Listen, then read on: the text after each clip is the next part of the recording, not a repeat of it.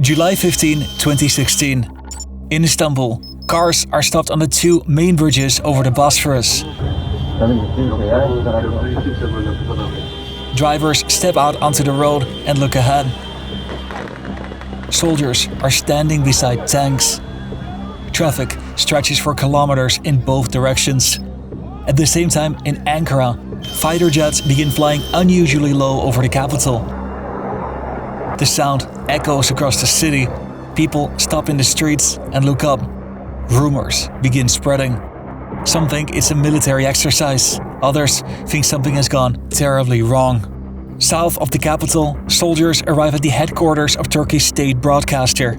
They move through the building and take control of the studios. A news anchor is handed a statement. Looking visibly nervous, she appears on air. Devletimiz uluslararası ortamda hak ettiği itibarını yitirmiş ve evrensel temel insan haklarının göz ardı edildiği. This isn't an exercise. This is a coup. Military units across Turkey then begin to move, taking control of key buildings and infrastructure. But there is one problem.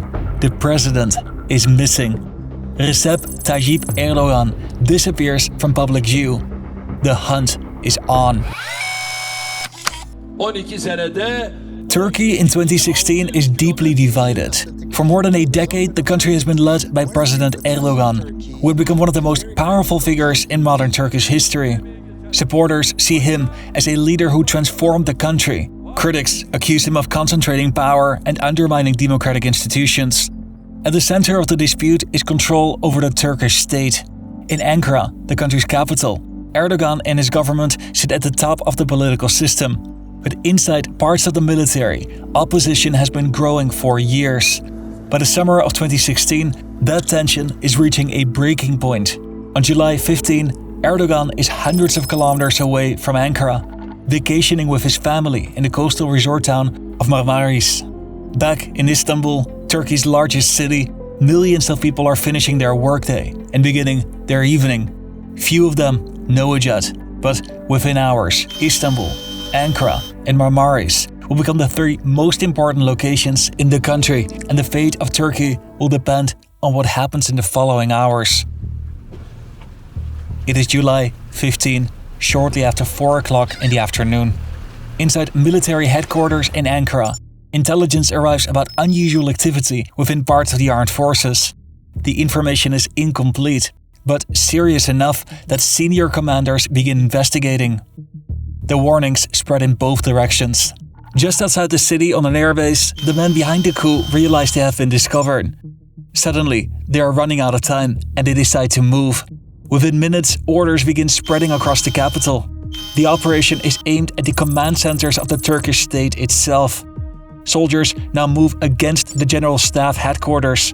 Others head toward Parliament, intelligence headquarters, and some units move to TRT, the country's state broadcaster. At first, most people in Ankara only see fragments of what is happening. A helicopter flying overhead, troops moving through the city. But behind the scenes, a struggle for control of the Turkish state is already underway. At TRT, soldiers now move through the building and take control over the studios. Employees are pushed aside. Inside one of the studios, a news anchor is handed a statement, and moments later, she appears on air. Devletin yönetimi teşkil edilen Yurtta Sulh Konseyi tarafından deruhte edilecektir. This is an attempted coup. The military has said in a statement sent to Turkish television that it had taken over control of the country. Whether this is a successful coup or not, we do not know. Across Turkey, the announcement spreads from television screens to phones, radios, and social media. People are being told to stay indoors, but many of them are not. It's evening, it's hot, and many people are still outside. Crowds are doubling in size as the night goes on there in Turkey. The military claims to now be in control of Turkey, but the problem is that they still haven't found Erdogan. The Turkish president is supposed to be with his family in Marmaris, a resort town on Turkey's southwestern coast, but as the military made their move, Erdogan disappears from public view. For hours, reliable information is scarce. Some claim he is safe, others suggest that he has left the country, but nobody knows for certain. But a coup is not won without taking control of the government and Erdogan as its most important figure. Rumors spread, and shortly after midnight, he reappears. Alo. Buyurun Sayın Cumhurbaşkanım, dinliyoruz biz sizi. İyi akşamlar. A live broadcast on CNN. For the first time since the coup began, the president is now speaking directly to the country. The image is grainy, the connection is unstable, but the message is clear. Ve milletçe meydanlarda, havalimanında toplanalım. Erdogan rejects the coup and calls on the public to take to the streets. Milletimizi illerimizin meydanlarına davet ediyorum. Havalimanlarına davet ediyorum. He tells his supporters to go to the airports, to the city squares and government buildings to resist. The response is immediate. Across Turkey, people begin pouring into the streets. In Istanbul, crowds gather around the two bridges over the Bosphorus where soldiers have taken up positions. Others head toward airports, government buildings, and military facilities. In Ankara, thousands move toward the city center as fighter jets continue screaming overhead. Civilians nationwide begin confronting soldiers, face to face. Some climb onto tanks, others block roads. Then another voice joins the call. From mosques around the country, imams begin broadcasting through loudspeakers that are normally used to call to prayer. The message spreads from neighborhood to neighborhood, urging the people to resist the coup. The long night begins. In the following hours, the violence intensifies. In Ankara, fighter jets begin striking targets in the capital. And then the unthinkable happens. Inside Turkey's parliament, lawmakers gather in an emergency session as the crisis unfolds outside. Then a bomb hits. Turkey's parliament has come under attack. The building shakes, dust falls from the ceiling as members in parliament continue broadcasting from inside the chamber. The country's elected government is now being bombed by its own military. Across Turkey, similar scenes are unfolding. On the streets of Istanbul, crowds confront soldiers guarding the bridges and key intersections. Gunfire breaks out. Armored vehicles push through groups of civilians as night descends into chaos.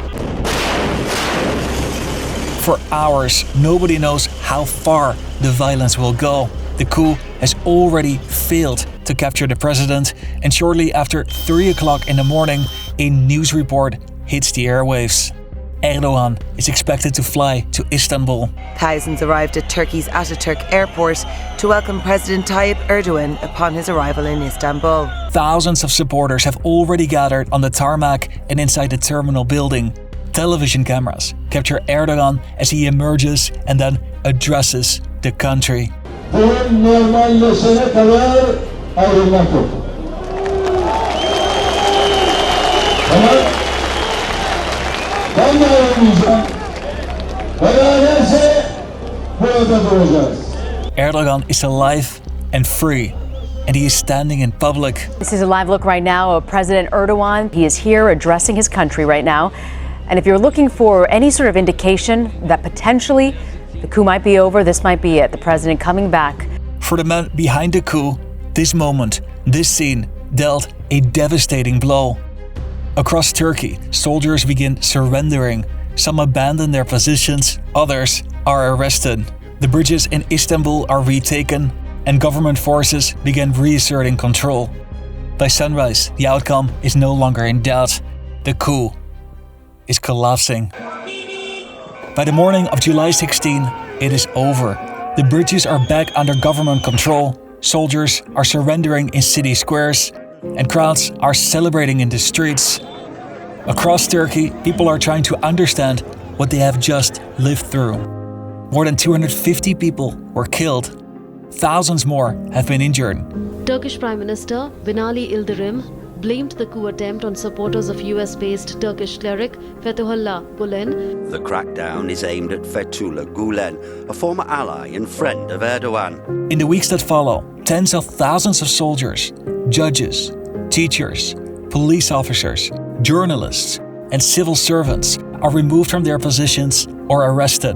And academics banned from leaving the country, and those abroad have been ordered to return. Civil servants arrived at work today not knowing who will be purged.